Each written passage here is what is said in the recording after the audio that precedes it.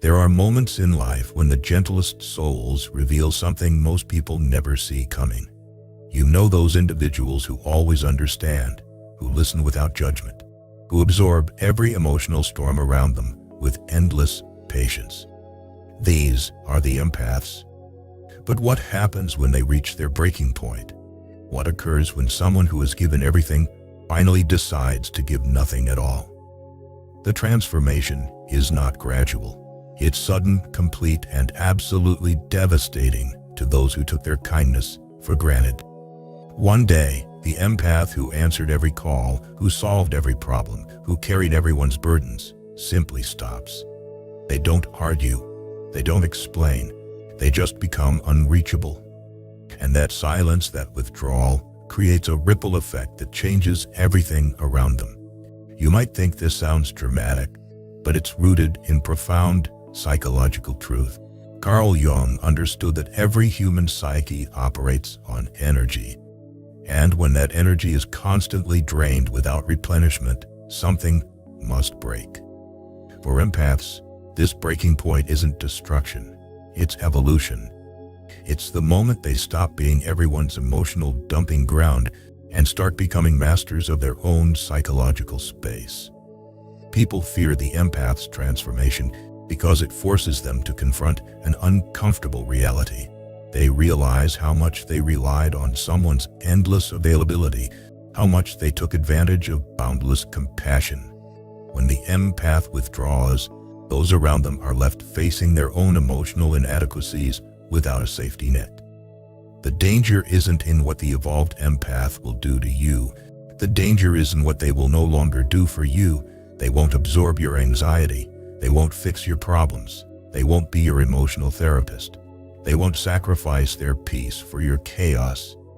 And for people who built their entire relationship dynamic around the empath's giving nature, this feels like betrayal. But it's not betrayal. It's self-preservation. It's the natural result of someone finally understanding that their sensitivity is not a service they owe to the world. It's a gift that should be protected, honored, and shared only with those who truly deserve it. The empath's journey to this realization is often painful. They've spent years believing their worth was tied to their usefulness. They measured their value by how much they could give, how much they could endure, how much they could understand.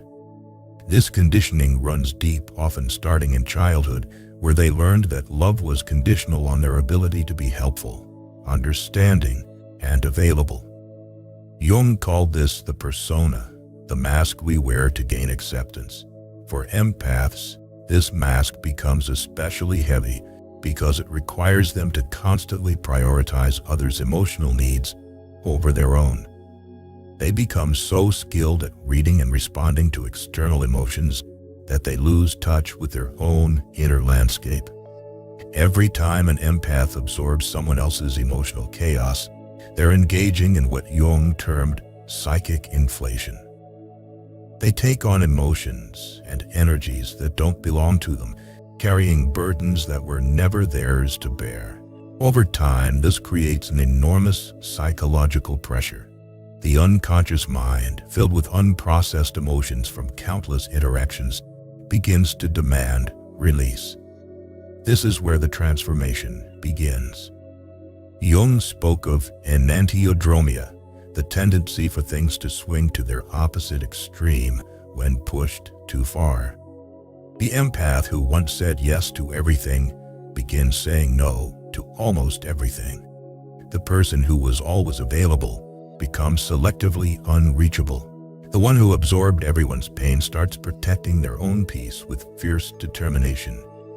But understanding this psychological shift requires diving deeper into what Jung called the collective unconscious. Deep within every empath lies what he termed the shadow, all the repressed emotions, unspoken resentments, and denied needs that have been pushed aside in service of others. When this shadow finally emerges, it doesn't come as violence or cruelty. It manifests as an impenetrable boundary that shocks everyone who thought they knew the empath. This awakening often coincides with what Eastern philosophy describes as Wu Wei, the action of non-action. Lao Tzu taught that the sage is guided by what he feels and not by what he sees. The evolved empath stops responding to external emotional demands and starts honoring their internal wisdom. They no longer react to every emotional emergency. Instead, they observe, evaluate, and consciously choose their response. The transformation reveals something profound about energy dynamics in relationships. Jung understood that libido, our psychic energy, can be directed outward toward objects and people, or inward toward personal growth and self-understanding. For years, the empath has been hemorrhaging energy outward, leaving themselves depleted and vulnerable. The reversal of this flow creates what Jung called the transcendent function, a bridge between conscious and unconscious that leads to authentic wholeness. This shift often confuses and frustrates those around them.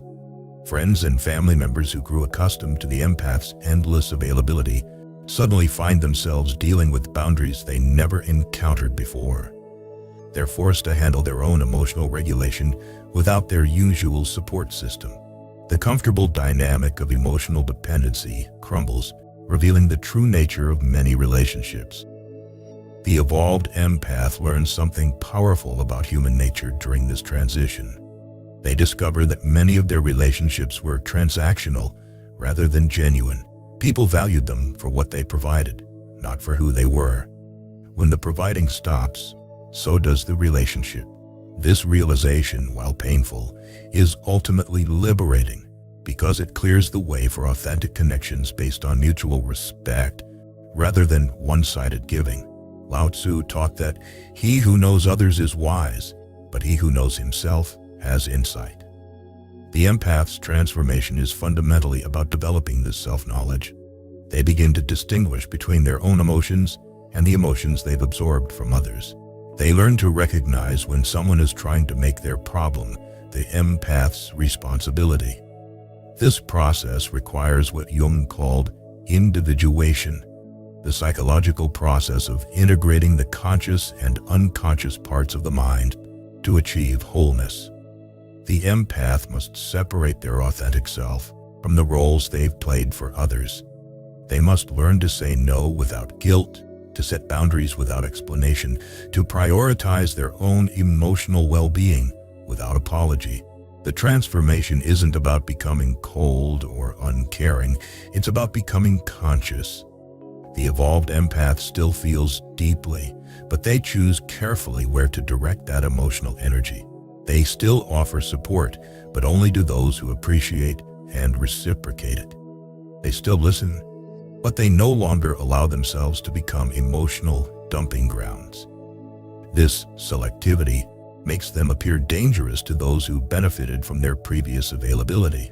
The empath who once rescued everyone from their emotional disasters now watches from a distance, offering guidance only when genuinely asked, and only when they have the emotional bandwidth to give without depleting themselves.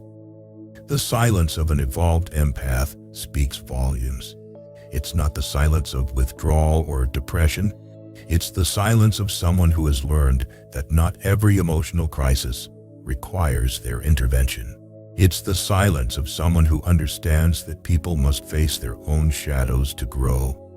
This silence carries what Alan Watts called the power of the void, the recognition that emptiness contains infinite potential. Jung believed that we don't become enlightened by imagining figures of light, but by making our darkness conscious. When empaths stop rescuing others from their emotional darkness, they force those people to confront their own psychological patterns. This confrontation is often uncomfortable, leading to accusations that the empath has changed or become selfish. These accusations reveal more about the accusers than about the empath. They show how much those people relied on the empath's emotional labor. They demonstrate the extent to which others built their emotional stability on someone else's endless giving. The very fact that someone becomes upset by healthy boundaries reveals their previous dependence on unhealthy dynamics. The empath's transformation challenges fundamental assumptions many people carry about relationships. They assume the empath would always be there, always available, always willing to drop everything to help. When this assumption crumbles, it forces a recalibration of the entire relationship dynamic. Some relationships survive this recalibration and become stronger. Others dissolve completely, revealing they were never built on solid ground. Some people adapt to this new dynamic. They learn to approach the empath with respect rather than entitlement. They begin to offer support rather than only seeking it. They develop their own emotional regulation skills instead of relying on someone else to manage their feelings. These individuals often express gratitude for the empath's boundaries because they recognize how these limits actually improve the relationship. Others cannot adapt. They interpret the empath's boundaries as personal rejection. They attempt to guilt the empath back into their old patterns using phrases like, "You've changed," or "You don't care anymore." They may even become hostile, trying to provoke the emotional reactions they once relied upon. This reaction confirms that they never valued the empath as a person, only as a function. This is where the empath's true strength emerges. They learn to remain unmoved by manipulation tactics that once would have immediately triggered their helping instincts. They develop what Alan Watts called the wisdom of insecurity, the ability to remain centered even when others are in emotional chaos. They understand that someone else's emotional crisis is not automatically their emergency. The evolved empath understands that their heightened sensitivity is both a gift and a responsibility. The gift allows them to perceive emotional undercurrents that others miss. The responsibility is to use this gift wisely, not to drain themselves dry in service of others' emotional needs. They learn to distinguish between genuine calls for help and manipulative attempts to extract emotional labor. They learn to create what Jung called a sacred space within themselves. This is a psychological sanctuary that remains untouched by external emotional storms. From this space, they can offer genuine help when appropriate, but they never allow anyone to drag them out of their center. This internal sanctuary becomes unshakable because it's built on self-knowledge rather than external validation. This internal sanctuary becomes the source of their true power. It's not the power to control others, but the power to remain sovereign over their own emotional experience. It's the power to choose responses rather than react automatically. It's the power to love without losing themselves. From this place of centered strength, they can offer more meaningful support than they ever could from a place of depletion. The transformation process often involves a period of what seems like emotional coldness. The empath, having given so much for so long, may swing to the opposite extreme of giving very little. This isn't permanent, but it's necessary. It's like a psychological fasting period that allows them to reconnect with their own emotional needs. During this time, they're not being cruel. They're learning to feel their own feelings without the interference of others' emotions. During this phase, the empath learns to recognize their own feelings without the constant interference of others' emotions. They rediscover their own preferences, their own boundaries, their own sense of what feels right for them. This self-discovery is crucial for their long-term emotional health. They begin to understand the difference between empathy and emotional enmeshment, between caring and caretaking.